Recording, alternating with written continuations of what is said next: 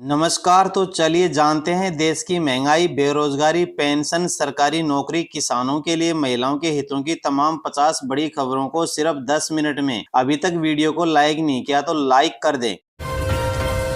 राजस्थान के पूर्व मुख्यमंत्री अशोक गहलोत ने कहा, हरियाणा में कांग्रेस भारी बहुमत से एक तरफा जीत रही है और जीतने के बाद हमारी सरकार सुशासन देगी। सामाजिक गारंटी योजना लाई जाएगी। जो गारंटी दी गई है उसे पूरा किया जाएगा। जिस तरह से भाजपा वादे कर रहे हैं उनमें कोई दम वाली बात नहीं है। उन्होंने 10 साल में कोई काम नहीं किया। कांग्रेस के 10 साल के शासन और उनके 10 साल के शासन में बहुत अंतर है। कांग्रेस नेता कुमारी शैलजा ने केंद्रीय गृह मंत्री अमित शाह के बयान पर कहा, कांग्रेस ने ही सेना की कदर की है। इन्होंने सेना के साथ मजाक किया है। अग्निवीर के नाम पर सेना के जवानों के युवाओं के साथ मजाक किया है। यह हमारा वादा है कि जब हमारे केंद्र में सरकार बनेगी अग्निवीर को हम खारिज करेंगे। चुनाव के समय ये कुछ भी वादे करते हैं लेकिन आगे इनके वादे कभी पूरे नहीं होते हैं। केंद्रीय गृह मंत्री अमित शाह ने एक जनसभा को संबोधित करते हुए कहा, ये कांग्रेस हमेशा सेना का अपमान करती है। यही कांग्रेस पार्टी है जिसने सेना अध्यक्ष को गुंडा कहने का दुस्साहस किया था। कांग्रेस ने कभी सेना का सम्मान नहीं किया। उन्होंने भ्रांतियां फैलाने का काम किया। अभी एक भ्रांति फैलाई जा रही है कि अग्निवीर से जो बच्चे वापस आएंगे उन्हें वैसे ही छोड़ दिया जाएगा। हरियाणा का एक भी अग्निवीर पेंशन वाली सरकारी नौकरी के बिना नहीं रहेगा। ये भाजपा का वादा है। भारत सरकार और हरियाणा सरकार मिलकर जितने भी अग्निवीर आएंगे सभी को पक्की पेंशन वाली सरकार नौकरी देने का निर्णय पीएम मोदी ने लिया है। केंद्रीय मंत्री चिराग पासवान ने मुख्यमंत्री नीतीश कुमार से मुलाकात कर कहा, हमारी बैठक का विषय बिहार में चल रही है और सबसे महत्वपूर्ण विषय था कि बंगाल में बिहार के छात्रों के साथ किस तरह से क्रूरता की जा रही है। मैं हमेशा इस मुद्दे को उठाता हूं कि दूसरे राज्यों में बिहारियों के साथ कैसे व्यवहार किया जाता है। यह बहुत ही शर्मनाक घटना है। इसका वीडियो 2 दिनों से वायरल है। भारत का संविधान हमें इजाजत देता है कि कोई भी भारतीय देश के किसी भी कोने में जाकर शिक्षा, रोजगार और व्यवसाय आदि प्राप्त कर सकता है।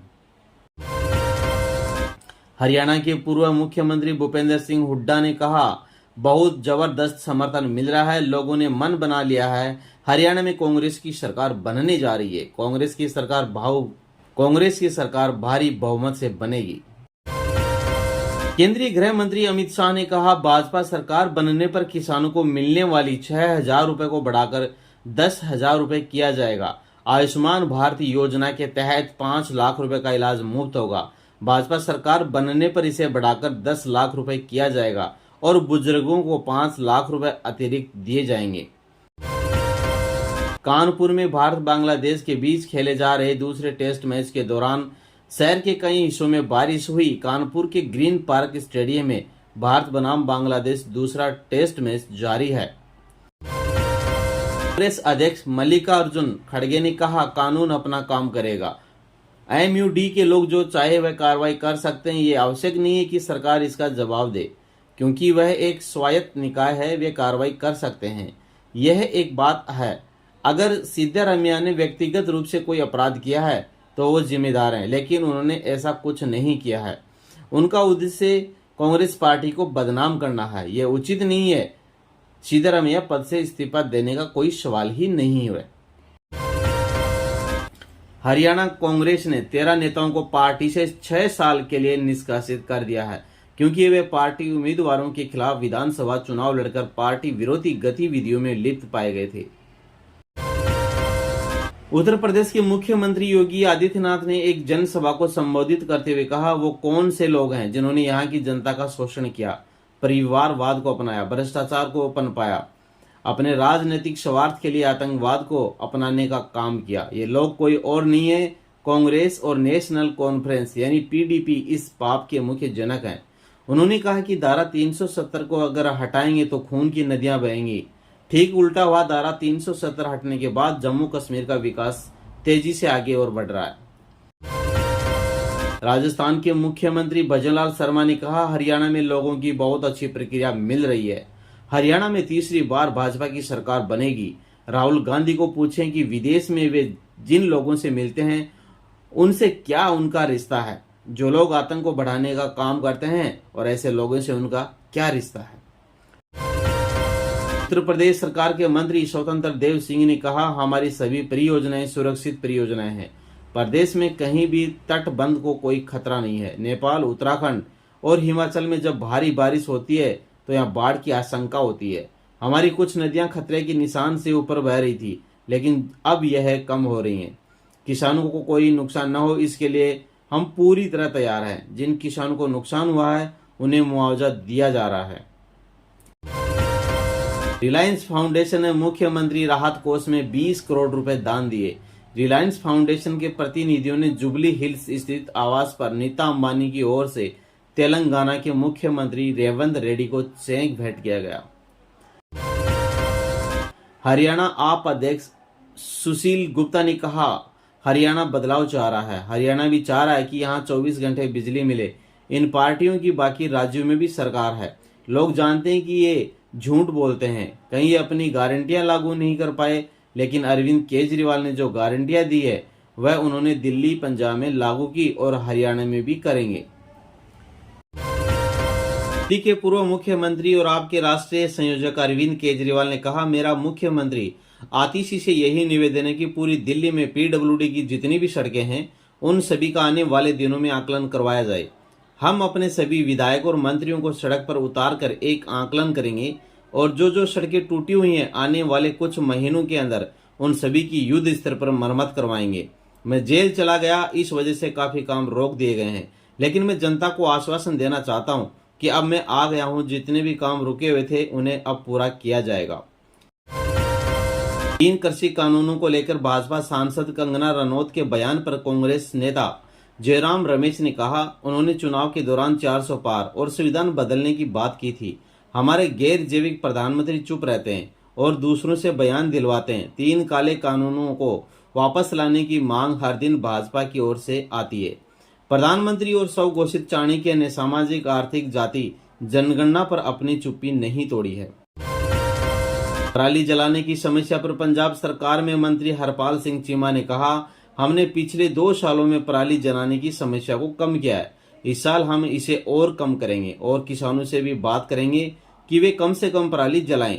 पंजाब के वित्त मंत्री ने पराली जलाने की समस्या के समाधान के लिए भारत सरकार को कुछ उपाय बताए हैं, लेकिन केंद्र सरकार इसमें देरी कर रही है। यह सिर्फ हरियाणा और पंजाब की समस्या नहीं है, यह हर जगह होता है जहां धान की फसल उगाई जाती है। पश्चिमी उत्तर प्रदेश, हरियाणा और अन्य राज्यों में भी ये समस्या है। इस समस्या के समाधान के लिए केंद्र और राज्य की योजना बननी चाहिए। बिहार के छात्र को पश्चिमी बंगाल में कथित तौर पर पीटने की घटना पर जदयू नेता नीरज कुमार ने कहा, जैसे ही राज्य सरकार को इस बात की जानकारी मिली, वैसे ही राज्य सरकार के पुलिस मुख्यालय ने इस मामले में त्वरित संज्ञान लिया है। देश सबका है। अगर जम्मू कश्मीर में हमें नौकरी मिलने का अधिकार है तो जम्मू कश्मीर के लोगों को भी बिहार में नौकरी करने का अधिकार है। पश्चिमी बंगाल तो हमारा हिस्सा रहा है। ऐसे उपद्रवी जो लोग ऐसी भाषाई और क्षेत्रीय भावनाएं भड़काते हैं उस पर कार्रवाई होनी चाहिए। हमारी उम्मीद है कि पश्चिमी बंगाल सरकार इस पर गंभीरता से संज्ञान लेगी। सोनीपत के राई में हरियाणा खेल विश्वविद्यालय में शीर्ष भाला फेंक खिलाड़ी नीरज चोपड़ा का स्वागत किया गया। शीर्ष भाला फेंक खिलाड़ी नीरज चोपड़ा ने कहा, यह एक खेल विश्वविद्यालय है। आज हम देश के मेडल्स की संख्या बढ़ाने के बारे में बातचीत करेंगे। अगले साल वर्ल्ड चैंपियनशिप है जिसकी तैयारी जारी है और आगामी कॉमनवेल्थ गेम्स की भी तैयारी जारी है। रेल मंत्री अश्विनी वैष्णव ने कहा, आगामी त्योहारी सीजन में 108 ट्रेनों में जनरल कोच बढ़ाए गए हैं। छठ पूजा और दिवाली स्पेशल ट्रेनों के जरिए 12,500 कोच मंजूर किए गए हैं। 2024 और 25 में आज तक कुल 5,975 ट्रेनें अधिकृत की गई हैं। इसमें 1 करोड़ से अधिक यात्रियों को पूजा की भीड़ के दौरान घर जाने की सुविधा मिलेगी। त्योहारी सीजन के दौरान कुल 4,429 विशेष ट्रेनें भी चलाई जाएंगी। दिल्ली की एयर क्वालिटी पर सुप्रीम कोर्ट बोला, हालात इमरजेंसी जैसे हैं। सरकार की दलील है 10,000 फैक्ट्रियां बंद करने को कहा। कोर्ट ने कहा, आपका काम कागजों में। सुप्रीम कोर्ट में शुक्रवार को दिल्ली प्रदूषण मामले में सुनवाई हुई। पराली जलाने के खिलाफ प्रभावी कार्रवाई न करने को लेकर कोर्ट ने commission for air quality management को फटकार लगाई। महाराष्ट्र इलेक्शन चुनाव आयोग ने चीफ सेक्रेटरी से जवाब मांगा है। 100 अधिकारियों का ट्रांसफर नहीं। इलेक्शन बोला, चुनाव प्रभावित होगा। जल्द तारीखों का ऐलान। चुनाव आयोग ने महाराष्ट्र के मुख्य सचिव डीजीपी के आदेश का पालन न करने पर जवाब मांगा है। मामला विधानसभा चुनाव को देखते हुए अधिकारियों के ट्रांसफर से जुड़ा है। बदलापुर एनकाउंटर आरोपी के पिता की हाई कोर्ट से गुहार। लोग बेटे को दफनाने नहीं दे रहे। कोर्ट का पुलिस को आदेश, सुनसान जगह तलाशें। बदलापुर में यौन उत्पीड़न के आरोपी अक्षय शिंदे के पिता ने शुक्रवार को बॉम्बे हाई कोर्ट से अपने बेटे को दफनाने के लिए जगह की मांग की। पिता का कहना था कि लोग अक्षय को दफनाने नहीं दे रहे। आरोपी का शव ठाणे के एक अस्पताल के मुर्दाघर में रखा गया है। मध्य प्रदेश के उज्जैन में शुक्रवार को तेज बारिश के बीच महाकाल मंदिर के गेट नंबर 4 की दीवार गिर गई। मलबे में दबने से कई लोग घायल हो गए। उधर गुजरात में भारी बारिश का दौर जारी है। नदी नाले उफान पर हैं। केरल में मंकी पॉक्स का दूसरा मरीज मिला। भारत में यह तीसरा मामला। 29 साल का युवक यूएई से केरल लौटा था और इस ट्रेन की पुष्टि अभी होना बाकी है। बेंगलुरु में 29 साल की महालक्ष्मी के 56 टुकड़े करने वाले आरोपी मुक्ति रंजन राय का सुसाइड नोट सामने आया है। उसके शव के पास से डायरी मिली थी। उसमें उसने लिखा, उसने शादी के लिए राजी नहीं होने पर मेरे साथ कई बार मारपीट की थी। मैं उसके टॉर्चर से तंग आ चुका था, इसलिए उसे मार डाला।